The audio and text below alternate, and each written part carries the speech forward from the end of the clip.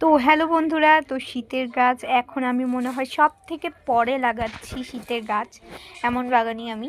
তো পরীক্ষার চাপে এগুলো কিচ্ছু করা হয়নি। তো দেখো আমি মাটি তৈরি করছি প্রায় 5 দিন থেকে।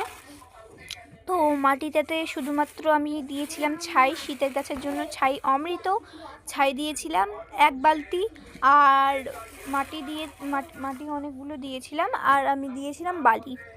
তো বালির পরিমাণ একটু বেশি। এবার সবগুলোকে ভালোভাবে চেলে দেখো কত সুন্দর ঝুরঝুরে করে দিচ্ছি। তো এবার আমি দিয়ে দিচ্ছি রাসায়নিক কয়টি সার, শ্বেত সার, ডিএপি আর রেড সানফ্লাওয়ার। তো এগুলো কিন্তু খুব শীতের গাছের জন্য অমৃত। আর এই মাটিটা প্রচুর ঝুরঝুরে হয়েছে। আর দেখো ভালোভাবে মাটিগুলোকে মিক্স করে নিচ্ছি। আর ওখানে যে আমি দেখালাম না, অতগুলো শুধুমাত্র বালি কাকড়, তারপর ঢেলা মাটি, তারপর নোংরা ঘাস ইত্যাদি ইত্যাদি পেয়ে গেলাম। আর এবার আমি ভালোভাবে মাটিটাকে মিক্স করে নিচ্ছি। তো গাছ লাগাবো, আজকে গাছ কিনতে যাব, অবশ্যই তোমাদের সাথে শেয়ার করব, আর লাগানোর ভিডিও আসবে। তো টাটা।